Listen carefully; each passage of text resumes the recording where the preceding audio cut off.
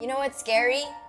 Asking for a trim. Do you like it? Say yes, please.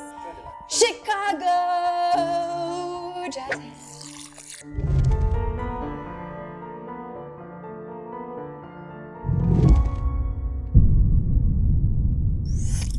Hey guys, welcome to another nostalgic episode of Boo. You're with me, baby. And I say nostalgic because we are going to talk about my top 3 most favorite horror films of all time. AKA yung since puberty ko pa. Yeah. We're gonna go about it in chronological order. So you have like background of little Bea watching her scary movie and more recent Bea. Horror movie number 1 is A Tale of Two Sisters. It came out in 2003, so I was 13 years old. And I was really into watching horror movies by myself. And I had no friends to watch with me. I had friends, guys. Let me finish my sentence. I had no friends to watch with me, so I'd watch them by myself. And I watched this alone, and I made sure the drapes in the room were closed, and it's really dark and scary. It set the mood. Oh, snap. It's a Korean psychological horror thriller drama. If you watch the trailer, it actually looks like, a sweet movie. But it's really not. Like somewhere, 75% of the trailer, biglang bam! Lots of blood and blades and things like that. A Tale of Two Sisters was directed by Kim Ji-won. I'm so sorry if I'm butchering your name, but it's in Korean and I really apologize. It's the first Korean horror film that was aired in the US. They loved it so much, they even made their own version called The Uninvited, which was not so good. Super spoilers are incoming, so if you haven't seen it before, you should probably skip it and go straight to this time. Okay, so we start with Sumi, the first sister. She has some sort of psychosis. You see her in the mental institution. And then she has a sister named Suyeon. And then she has her dad and her stepmom. And then they come home to their kind of creepy house na puro red, na it's gonna be bad. And their stepmother is an evil woman who also has some kind of problem because she has meds also. Anyway, you see the weird relationship between the stepmom and the dad, and you're just like, ano kaya issue nila? And then Sumi, she dreams about her biological mom and how her mom is bleeding on her legs, which is actually one of the first creepy parts of the movie, and it's jump scare. Made me happy. Who gets happy from jump scares? Me. And then she wakes up and she has her period. And then weird enough, her sister Suyeon has her period and then her stepmom has their period. So they all have a weird napkin scene. Scary things start happening in the house, child under the table, things like that. The stepmom, her bird dies, and then she blames Suyeon, the other sister, for it. You see the angry stepmom mode. I'm so angry, I lock you in the closet. Sumbong siya kay daddy, parang dad, si stepmom, she locks Suyeon. And then dad says, but Suyeon is dead. Oh, snap! Goosebumps! What does that mean? Dang, what is Sumi? She's crazy? I don't know. And then the next day, Sumi sees the stepmom dragging a bag of bloody, I don't know, you will assume that it's Suyeon.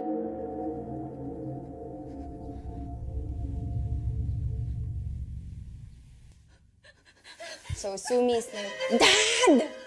Si stepmom pinatay si Suyeon!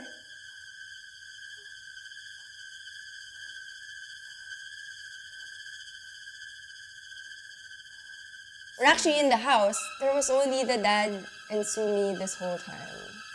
Sumi actually has a identity disorder, and she has been acting out the stepmom and Suyeon and herself all at the same time. Parang sobrang crazy. Basta panoorin niyo ang pangit ng pagkwento ko, pero panoorin niyo ang ganda ng... So creepy and ang galing niya sobra.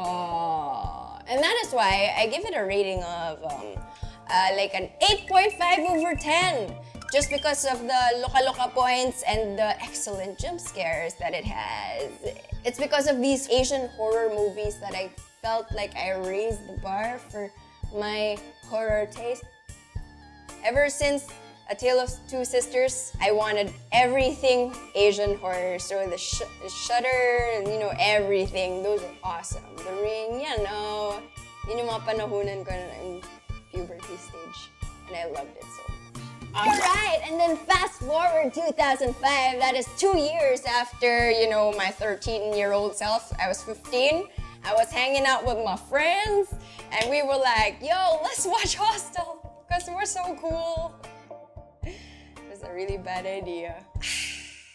When I was younger, in high school, I used to watch things like Saw and Final Destination, and I thought I was awesome because sobrang taas ng tolerance ko for gore. I'm like, dang, astig ako, gore.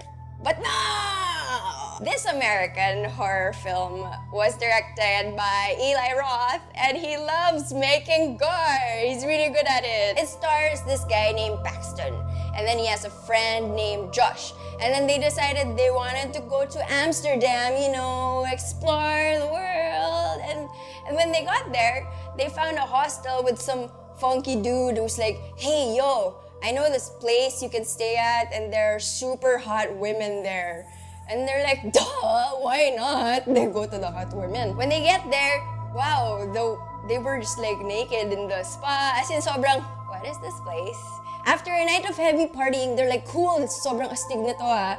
But then one of their friends disappear, and they're just like, they party again.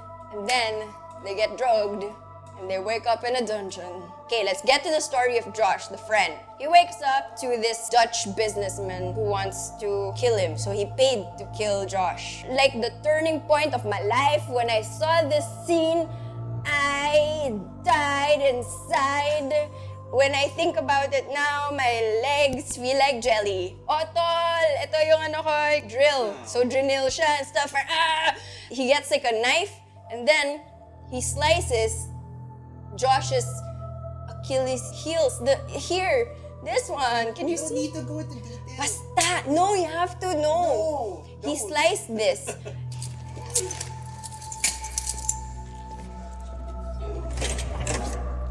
You're free to go.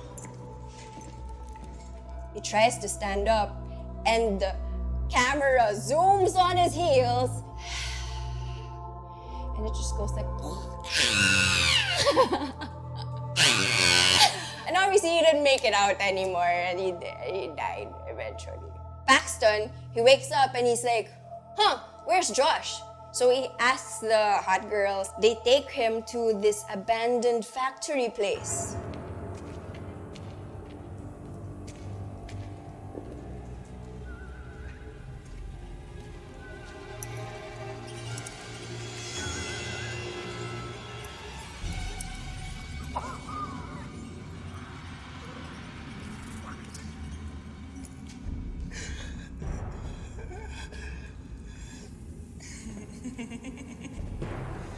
Before you know it, he is handcuffed and he has a client as well. But you know how the protagonist of every story is always kind of lucky somehow? The German dude accidentally did something stupid and he accidentally cut his own leg off. Yes! Get out of this creepy ass place! He sees a Japanese girl and saves her.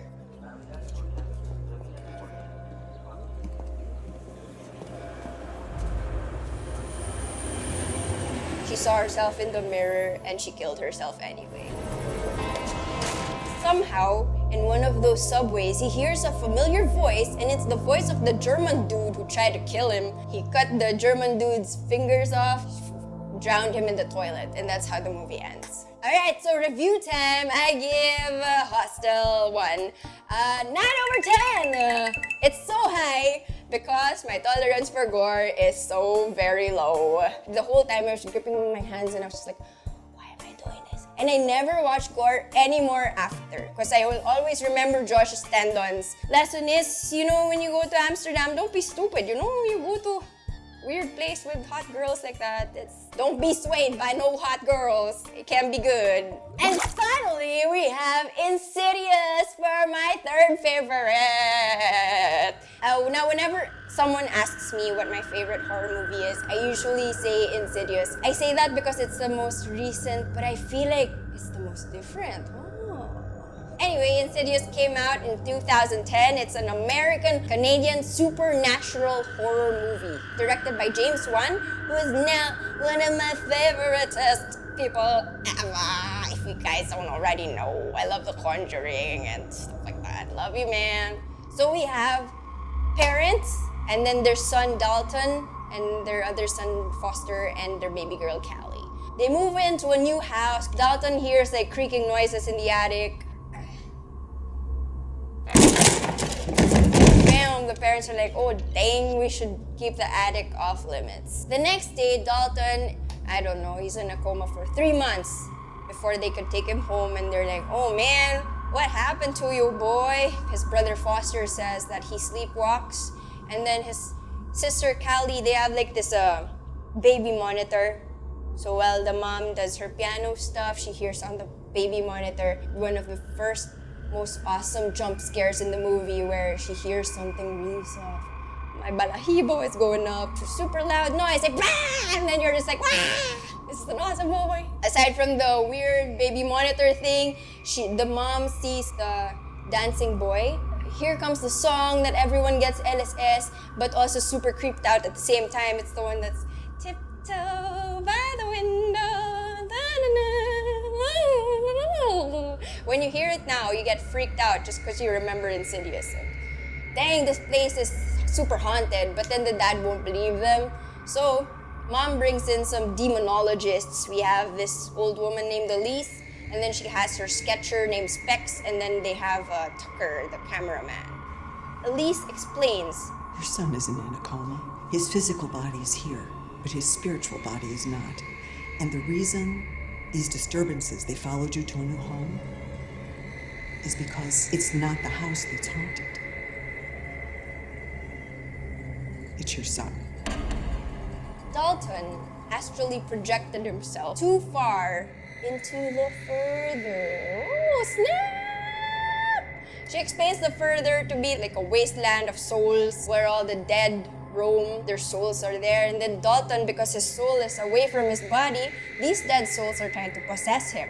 So the further he goes, the closer the dead bodies come out of Dalton, hence the ghosts that mom sees at the house. Elise explains that dad, yo, when you were young, you were like that too, bro! You were also astrally projecting when you sleep. And that is the reason why, Dad, you're the only one who could save your baby boy. Because when the dad was young, he did the exact same thing. He went too far into the further, and this old granny woman was trying to get a hold of his body. And every picture that they took, the old woman was coming closer and closer to the dad. Balahibo on my face is standing up. They put him in a trance to help save his baby. Dad goes into the further to look for Dalton.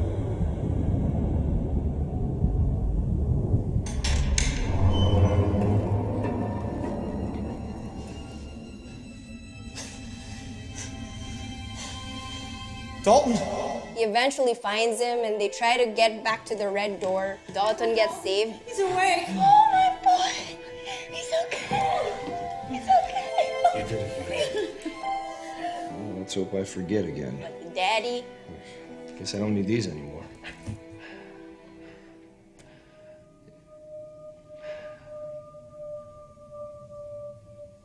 What? gets possessed by that old woman.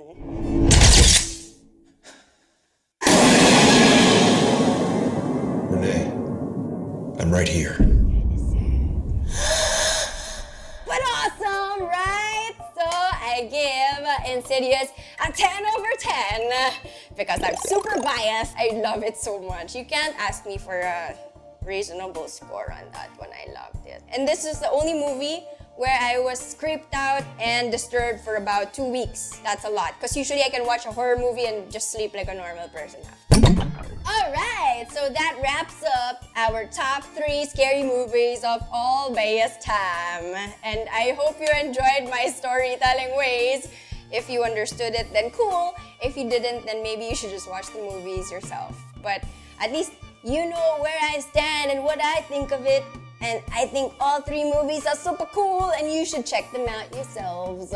If you want more top 3 type things from me, then just feel free to comment them below. Also, don't forget to like this video and subscribe to us because we love you so much. Please share the love also. Duling ba ako dun?